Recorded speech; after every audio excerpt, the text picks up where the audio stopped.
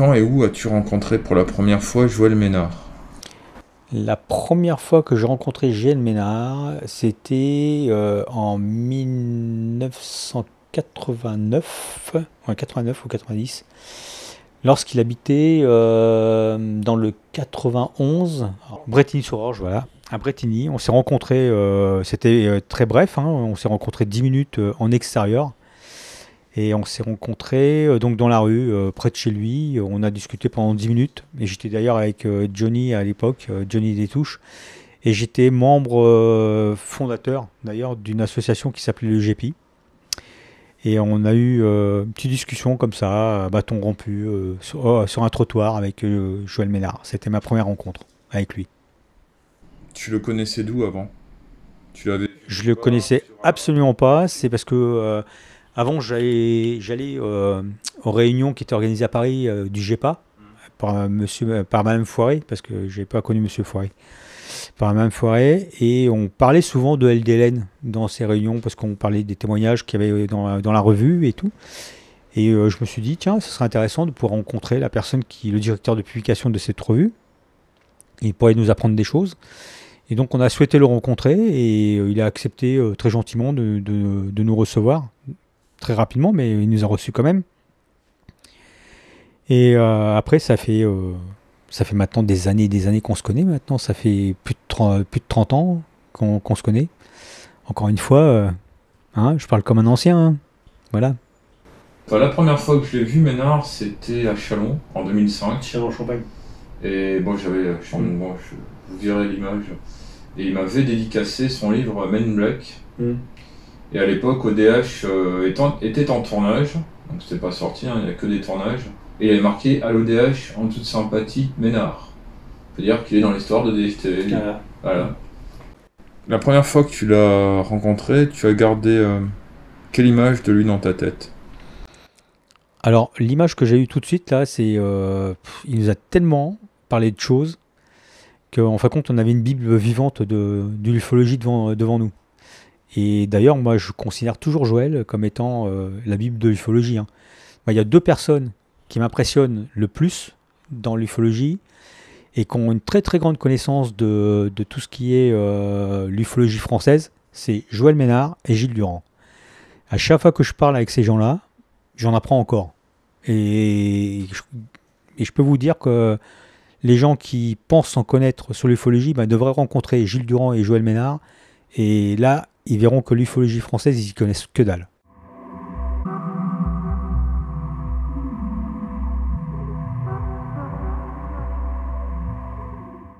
Ensuite, avec Joël, tu l'as revu quand? Alors Joël, je l'ai rencontré de manière régulière après. Et on s'est surtout vu très très souvent, c'est en 94. En février 1994, j'habitais, suite à une mutation, parce que je suis pompier, et j'habitais à La Chapelle-la-Reine. Et Joël, à cette époque-là, habitait à Noisy-sur-École. Et je m'étais proposé auprès de Joël et de Hélène de les aider à de mettre LDLN pour les envois, pour faire des petites rencontres, pour faire des témoignages, pour qu'on aille ensemble, pour que je puisse apprendre un peu le métier d'ufologue. Et très gentiment, Joël avait accepté donc d'accepter que je vienne avec lui, que je participe un peu à la mise en sous pli de LDLN. Et de fil en aiguille, il a appris à m'apprécier, je pense. Et je suis devenu le larpompe pour lui, puisqu'il me dit, c'était le surnom que j'avais auprès de Joël, le larpompe. Et voilà, ça fait plein de souvenirs de quand on était à Noisy-sur-École, quand on était dans le 77 là. Et il y a pas mal d'anecdotes et même Hélène, pour en parler, c'était en 95, ouais, on a eu une tempête de neige. Et on était parti pour sauver les gens sur la route, parce qu'en tant que pompier, on allait chercher les gens sur la route qui étaient en perdition. Et j'ai retrouvé Hélène au milieu d'un champ avec sa voiture en perdition. Et j'ai sauvé Madame Ménard d'une situation très compliquée. Et d'ailleurs, quand on se rend compte, maintenant, on en parle souvent de cet épisode, de ce sauvetage. J'ai toujours été les voir. J'ai vu la famille grandir. J'ai vu leur fille Marianne grandir. Voilà. Maintenant, je sais que Joël, c'est quelqu'un qui compte beaucoup pour moi. Et, euh, et franchement, j'ai appris beaucoup, beaucoup avec lui.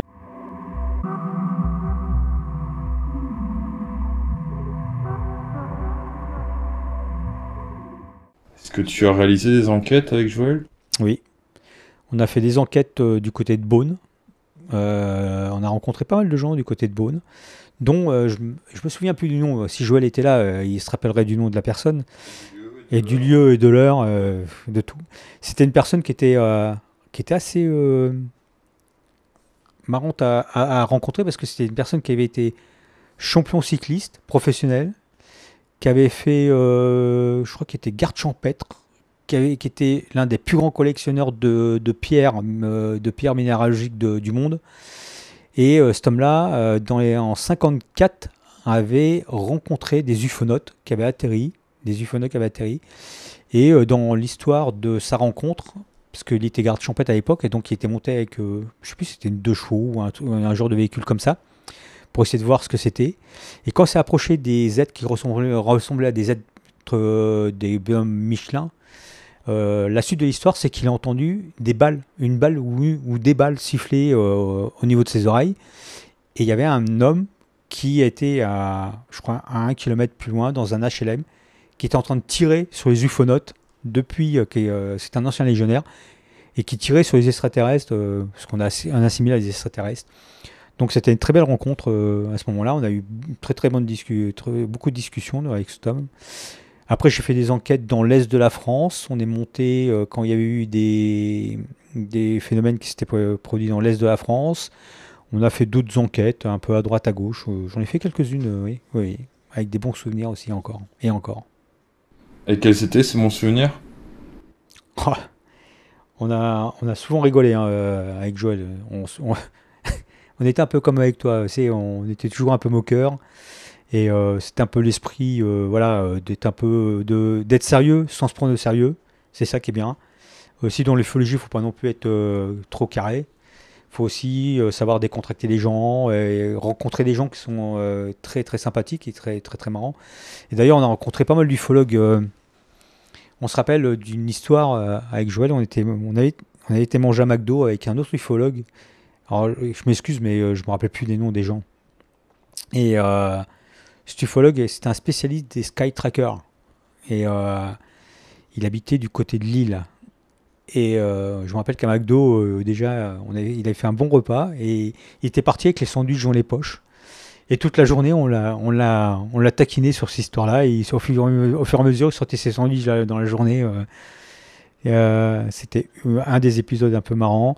On a eu aussi des histoires marrantes avec sa fille. Quand elle était petite, j'aime bien taquiner avec Johnny. On aimait bien taquiner sa fille, qui était toute petite à l'époque. Elle avait quel âge, 5-6 ans. Et comme j'avais une louve aussi à cette époque-là, on jouait au petit chaperon rouge et tout ça ensemble. Donc c'était assez amusant. Donc des petites anecdotes. Et ma fille, qui maintenant a 20 ans, se rappelle que quand elle était petite, on avait été le voir quand il habitait du côté de Poitiers, mais il habitait pas là où il est à l'heure actuelle. Elle avait du mal à s'endormir. Et Joël avait une habitude, il avait l'habitude quand sa fille était petite pour l'endormir, elle la prenait contre lui et il lui chantait Tougoudou goudou, Tougoudou goudou. Donc ça fera aussi un petit moment marrant pour toi, Gilles. Et donc il endormait ma fille comme ça. Et ma fille se rappelle de cet épisode, ce qui est assez amusant aussi, oui, tu vois.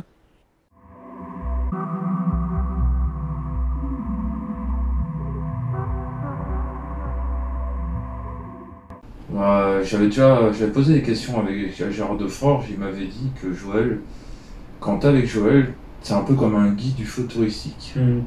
Il y a un village, il sait qu'il y a eu un cas, à telle date, quel témoin. C'est un peu comme un livre de Michel Fillier en direct. C'est ça, tout à fait. Il t'a fait le... Tout le temps. Et il nous fait tout le temps le coup d'ailleurs. Il est toujours en train de dire, alors, je prends un cas, je dis n'importe quoi.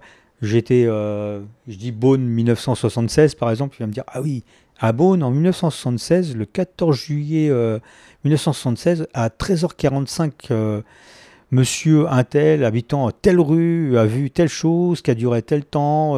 Il était avec monsieur Martin, qui était agriculteur à cette époque-là, mais qui est devenu maintenant mécanicien, tu vois. Et il se rappelle du nom des gens, des lieux, des dates, des heures. C'est impressionnant. Impressionnant. Ouais.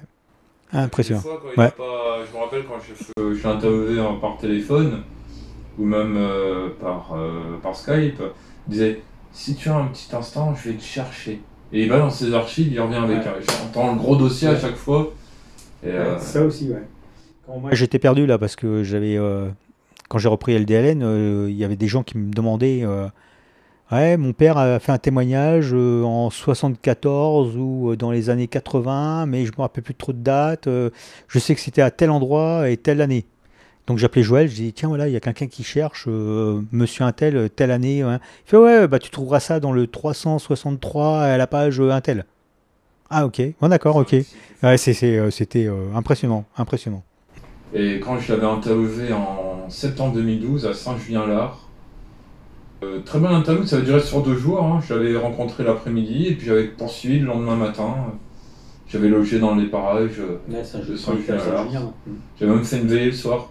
Il m'avait dit va là, des fois il y a des choses. Alors j'étais allé là, mais il n'y avait pas de choses. Ouais. Mais la dernière interview que j'ai faite de lui, c'était en juin 2020, 21. Ouais. Ça a été publié pour Noël, 25 décembre 2021. Et Ouais. d'ailleurs, beaucoup ont considéré ça comme un cadeau de Noël, les auditeurs. Ouais, moi aussi, la dernière fois que j'étais le voir, c'est ça, c'était en 2020 aussi. Ouais, tout à fait.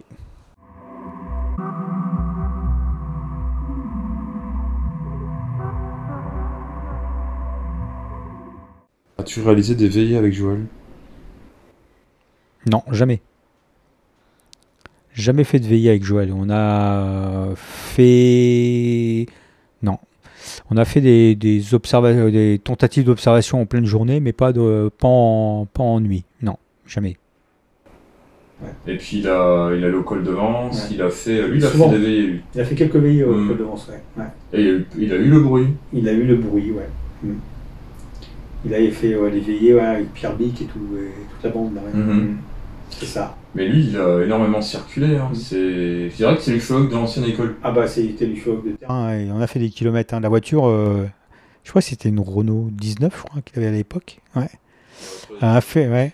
Elle a fait des kilomètres, la pauvre voiture. Oh. Voilà, ouais. Quand il y a eu le 5 novembre 90, Ouais. qui était son 5 novembre. 5 novembre. Ouais, c'est le 5 novembre, c'est la marque de Joël Ménard. Parce qu'il s'est beaucoup intéressé au 5, il y a eu le col, et aussi les affaires de bêtes noires qui apparaissaient avant ou après les observations.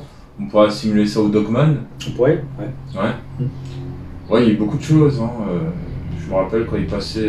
Avant, il passait souvent dans les émissions en direct sur ODH. Et c'était des directs qui duraient des fois 5 heures. Hein. Je me rappelle. Ouais, quand on met une pièce chez Joël, la pièce ça dure longtemps. C'est pas comme dans une station de lavage où tu mets plusieurs pièces, mais là tu as besoin de mettre qu'une seule pièce là pour que Joël te parle de plein de choses. Plein de choses. Ouais. Moi, c'est que je me rappelle de lui, c'est quelqu'un qui est très passionné, qui fait qui fait des recueils de témoignages, qui fait des enquêtes et qui fait LDLN surtout. Ouais, et c'est ça, puis qui a su rester humble. Humble. Il était humble et en plus il s'est jamais pris, il a jamais pris la grosse tête. Non. Et on a toujours pu, qui que ce soit, même le plus petit débutant en ufologie, pouvait le rencontrer et c'était comme si que c'était un simple ufologue ou une simple personne quoi. C'est voilà. Des cas jumeaux. Ouais, les cas jumeaux, oui. Ouais, c'est ça aussi. Et oui.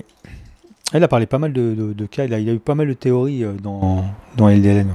Il y a eu le cas de Landevenec, 74, qui l'avait fasciné parce qu'il leur a dit c'était un cas jumeau avec un autre. Ouais. Dans le Finistère. Non, mais voilà, c'est. Alors moi, je vais garder un très très bon souvenir de Joël. D'ailleurs, je pense que j'ai jamais réellement pleuré pour les gens qui partaient, mais Joël, ça m'a quand j'ai appris sa maladie, ça m'a vraiment touché. Et franchement, alors, je vais être un peu vulgaire, mais ça m'a foutu les boules d'apprendre ce qu'il avait. Et je crois bien que il fait partie des rares personnes avec qui j'ai eu des larmes aux yeux quand j'ai appris son décès, malheureusement.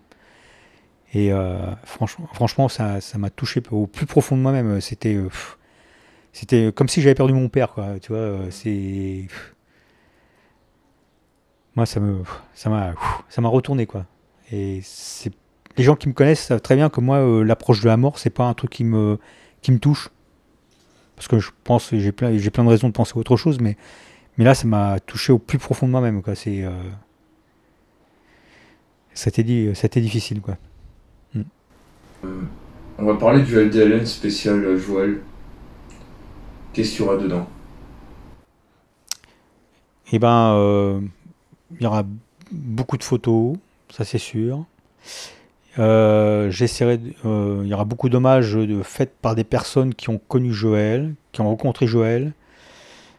Il y aura un hommage de la part de sa fille aussi, de Marianne, et peut-être d'Hélène Ménard, si elle sent le courage de faire quelque chose dans LDLN.